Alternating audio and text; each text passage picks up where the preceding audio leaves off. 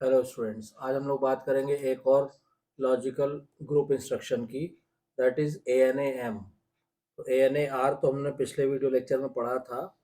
आज जो इंस्ट्रक्शन हम डिस्कस करते हैं वो है ANA-M। देखिए, फर्स्ट वी राइट ANA-M। इसका जो निमोनिक है या जो स्टैंडर्ड फॉर्मेट है वो हम ऐसे लिखेंगे ANA-M। ऑपरेशन ये क्या करेगा, सिंपली ये एक्यूमुलेटर में जो भी डाटा है उसका एंड ऑपरेशन करेगा, किसके साथ, मेमोरी में जो डाटा है उसके साथ, और रिजल्ट को स्टोर कर देगा एक्यूमुलेटर में। और कितने बाइट की इंस्ट्रक्शन है, ये भी 1 बाइट की इंस्ट्रक्शन है। मशीन साइकिल कितनी यूज होती है इसमें, तो 2 मशीन साइकिल यूज होती है। एक है ऑपकोड फेच और दूसरा है आपका मेमोरी रीड मशीन साइकिल। ठीक है। एल्गोरिथम क्या है, एल्गोरिथम ये है कि एक्यूमुलेटर में जो डाटा है उसका एंड ऑपरेशन होगा किसके साथ, मेमोरी के साथ, और जो रिजल्ट आएगा वो भी स्टोर हो जाएगा एल्गोरिथम में।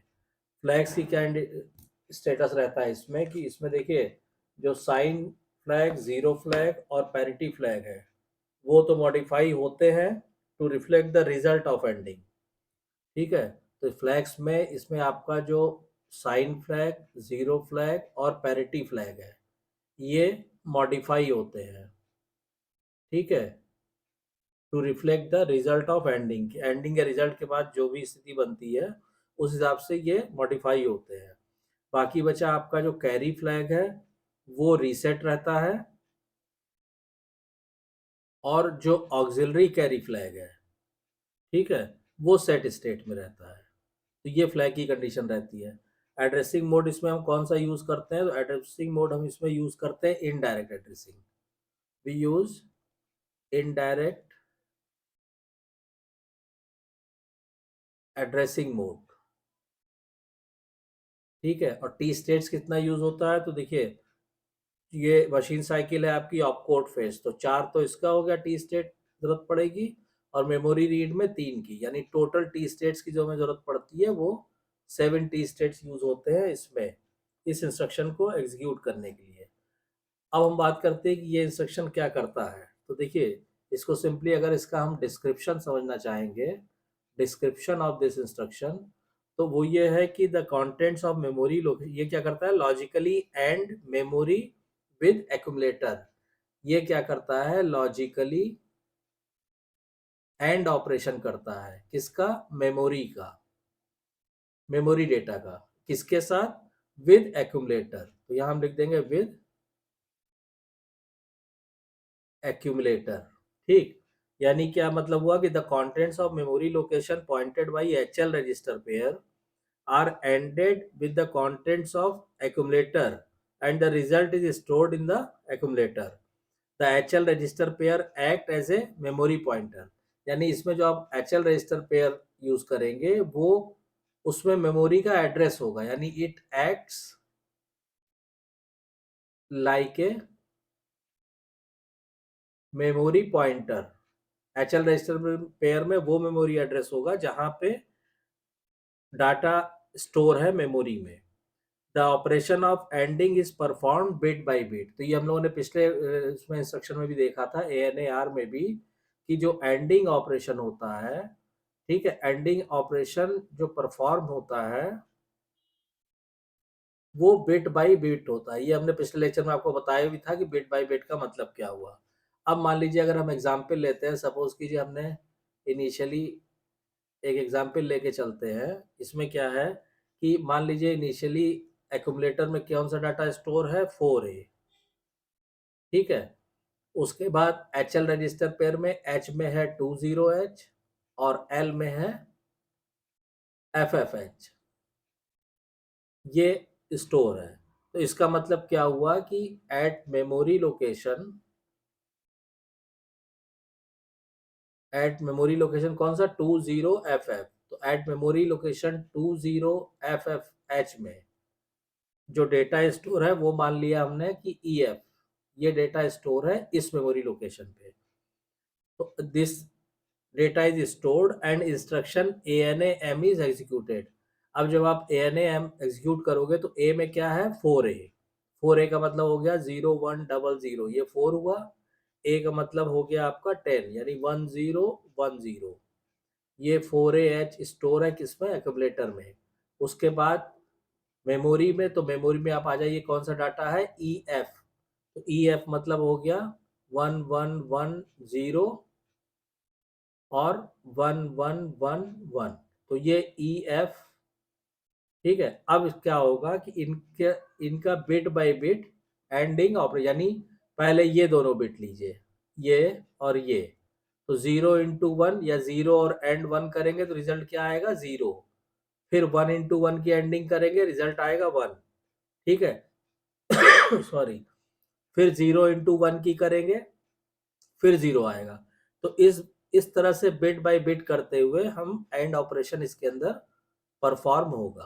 तो ये आ जाएगा आपका 0100 और 1010, ये स्टोर हो जाएगा वापस किसमें, एक्यूमुलेटर में। यानी रिजल्ट आ गया हमारा 4A। दोबारा से यही रिजल्ट आ गया कि एक्यूमुलेटर में ये रिजल्ट हमारा स्टोर हो जाएगा। ठीक है।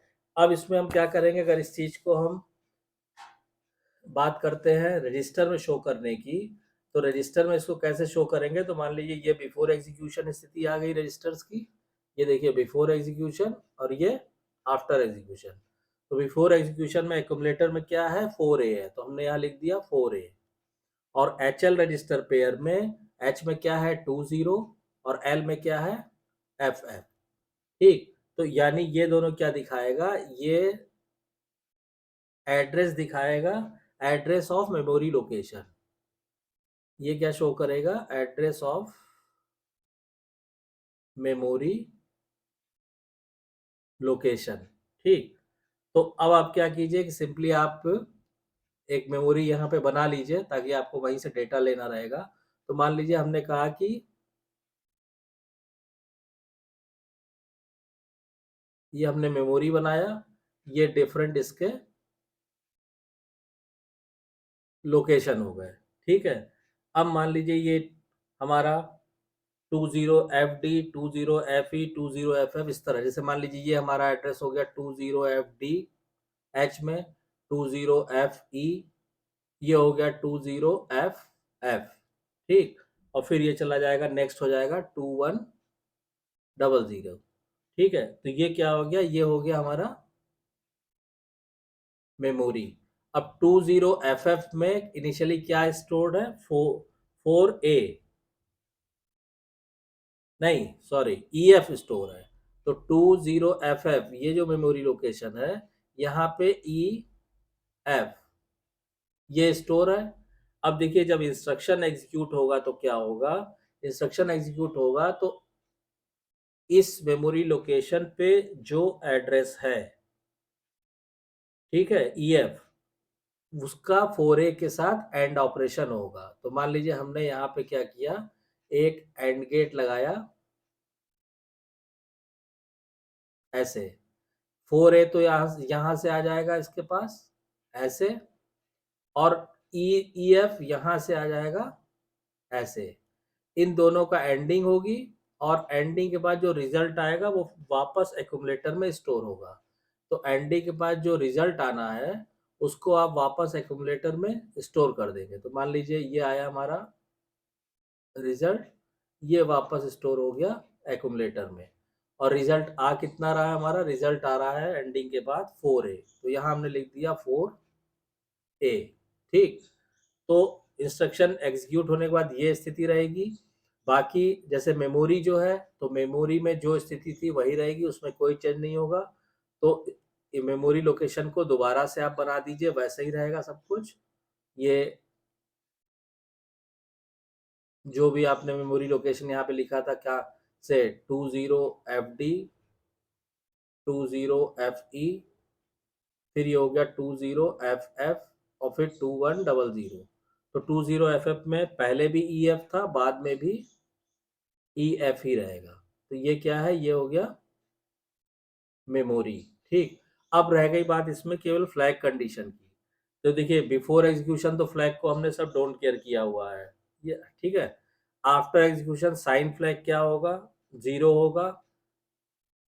जीरो फ्लैग क्या होगा, जीरो होगा क्यों, क्योंकि रिजल्ट जीरो नहीं आया है। साइन फ्लैग क्यों जीरो होगा, क्योंकि जो रिजल्ट आया है वो पॉजिटिव है। ऑक्सिलरी कैरी हमने आपको लिख ही दिया था कि 1 रहेगा, सेट रहेगा। पैरिटी फ्लैग भी जीरो होगा, क्योंकि रिजल्ट में आप देखिए नंबर ऑफ वंस कितने हैं, उससे आपका पैरिटी फ्लैग डिसाइड हो जाएगा। और कैरी फ्लैग भी आपका जीरो रहेगा। तो आफ्टर एग्जीक्यूशन ये स्थिति रहेगी। तो इस तरह से ये ऑपरेशन परफॉर्म होगा कि the contents of accumulator are ANDed, and operation होगा with the contents of memory and result is stored in accumulator. तो इस तरह से आपका ANAM इंस्ट्रक्शन एग्जीक्यूट होगा। टाइमिंग डायग्राम इस इंस्ट्रक्शन की भी हम जब सारे इंस्ट्रक्शंस आपको पढ़ा लेंगे, जैसे हमने अरिथमेटिक ग्रुप ऑफ इंस्ट्रक्शन पढ़ाया था, उसके बाद टाइमिंग डायग्राम्स को सारे सारे इंस्ट्रक्शंस की टाइमिंग डायग्राम हमने 3-4 ग्रुप में करके पढ़ा दिया था आपको। वैसे ही हर एक इंस्ट्रक्शन के लिए टाइमिंग डायग्राम बनाएंगे, ड्रॉ करेंगे, टाइम वेस्ट होगा। सारे इंस्ट्रक्शंस को एक बार पढ़ाने के बाद लॉजिकल इंस्ट्रक्शन को, जिनका टाइमिंग डायग्राम सेम ग्रुप में आ रहा है, ऐसे ग्रुपिंग करके हम 3-4 लेक्चर्स में टाइमिंग डायग्राम भी आपको एक्सप्लेन कर देंगे। तो आई होप आपको वीडियो कंटेंट पसंद आया होगा। अगर वीडियो कंटेंट पसंद आया तो प्लीज़ वीडियो को शेयर कीजिए, लाइक कीजिए, चैनल को सब्सक्राइब जरूर कीजिए और नोटिफिकेशन बेल को ऑन कर दीजिए, ताकि नेक्स्ट वीडियो की इंफॉर्मेशन आपको टाइम से मिल सके। Thank you.